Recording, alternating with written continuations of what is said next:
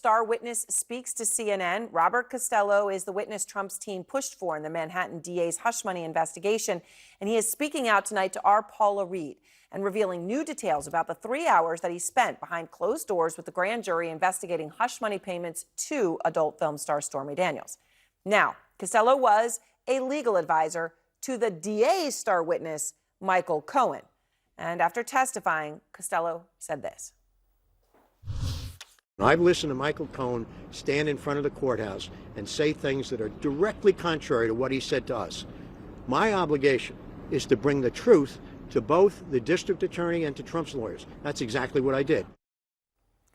Now, we know that Costello's testimony was so important that District Attorney Alvin Bragg is considering bringing Michael Cohen, as dueling witnesses here, back for a third time to testify before that same grand jury. So Costello's conversation with our Paula Reed is important, and you're going to hear much more from her in just a moment. Because this all comes as, again, tonight, the entire country is waiting to see whether Trump is about to be charged and arrested or not, right? It's been this waiting game. So why is the DA not moving ahead yet? The grand jury did meet again today, but this is really interesting. Sources tell CNN that they didn't even discuss Trump. And the DA, Alvin Bragg, today was in a war of words with Trump. The former president sending out an email to supporters saying, quote, DA Alvin Bragg's expected indictment of Trump resembles Stalin's notorious tactics. Trump also reposted an article, which is a picture of Trump holding a bat next to a picture of Bragg.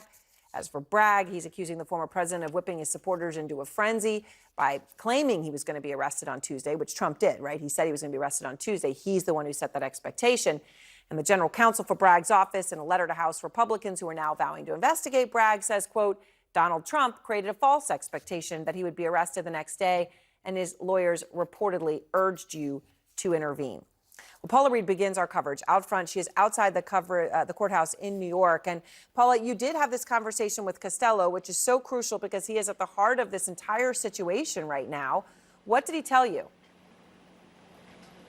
Well, Aaron, I called him to talk about what happened in that grand jury room that could have prompted prosecutors to then take a step back and determine if they want to bring back Michael Cohen or some other witness to rebut his testimony. And he described what happened in the grand jury room as contentious at times. He said before his appearance, he had given prosecutors hundreds of documents, but he was only asked about 6 of them. He said he challenged the prosecutor on why these weren't all being admitted as evidence. He said at one point he even looked at the grand jury and told them, he said, you guys need to get all of these documents. And he says that 5 or 6 of the jurors actually nodded in agreement. He tells me that he believes that his testimony absolutely had an impact on the grand jury. And I asked him, well, who is the witness that they could potentially bring in to rebut this testimony? He said it's absolutely not Michael Cohen. And when I asked if there were any other names, he says there's no one. It's impossible to refute what I said. He said he hasn't heard from the district attorney since he testified Monday. So, all right, that's interesting. I mean, the color he's giving you, all right, this is what he's telling you, that, 5 or 6 people were nodding along when he said that more information was needed. Obviously, there's 23. They need a supermajority, to go ahead and bring these charges. There does appear, Paula, to be a holding pattern with the grand jury. I mean, that's certainly what it feels like, right? This has been going on now for almost a week, and you have new reporting on what's going on. That's exactly right. It feels like that because based on our reporting, that is the case. Right now, prosecutors are taking a moment to regroup. They are really contemplating the potentially historic decision that they have in front of them to possibly indict for the first time a former U.S. president. Now, we know they did not hear any evidence about the Trump case today, but the jury will reconvene on Monday when they are expected to once again hear evidence about the Trump hush money probe. They may also hear from a witness, but it's unclear, Aaron, if they will move to then vote on a possible indictment. That, at this point, is just unclear. So we'll be back here Monday reporting it out.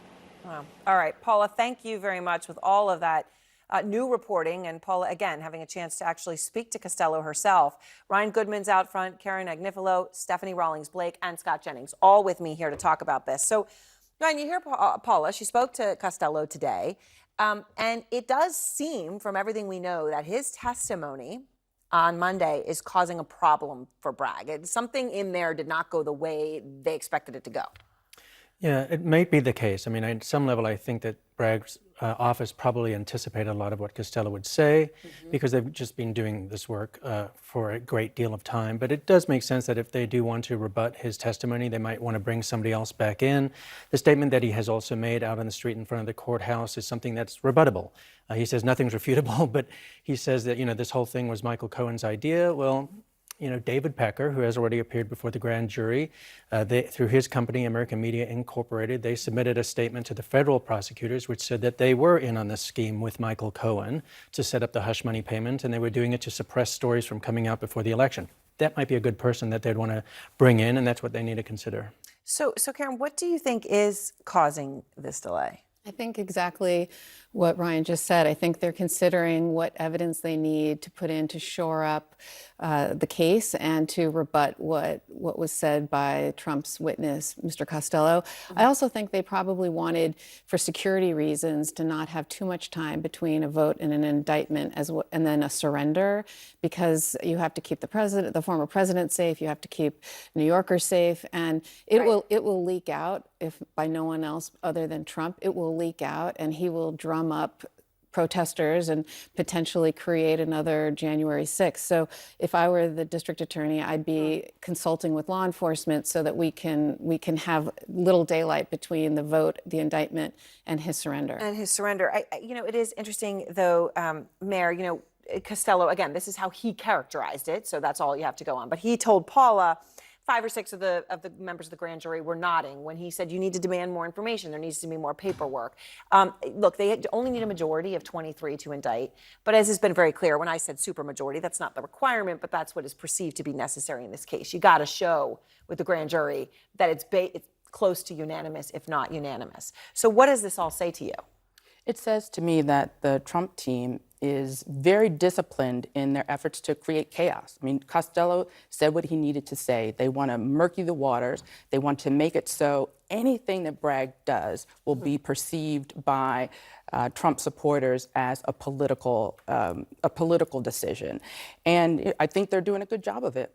So, it's interesting, though, Scott, on the Democratic side, there's been caution. Right? Chuck Schumer didn't come out and say, I support everything the DA did. He said, I'll wait and see what happens, right? I mean, they've been incredibly cautious, not to necessarily back him, not to back what's going to happen. Republican side, no such caution, right? They've been coming out full-throated behind Trump. And House Republicans, they're demanding information. Is Bragg going to have to answer to Congress?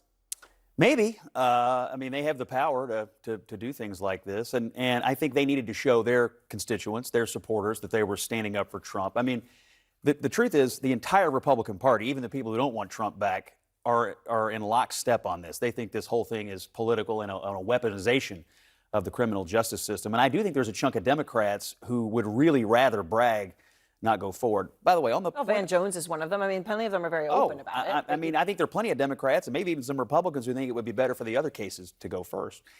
On the issue of creating chaos, I don't see it that way. In fact, I look at all the personalities involved in this. Michael Cohen, Stormy Daniels, Donald Trump. Costello seems like the only straight player to me. I mean, he seems like the most credible guy in the whole bunch. And if he's the one who went in and gave information that is causing Bragg or the grand jury to hesitate, there's a reason for that. It's because he actually has credibility. He's not an agent of chaos. He's an agent of credibility when you compare him to the other people in the room here.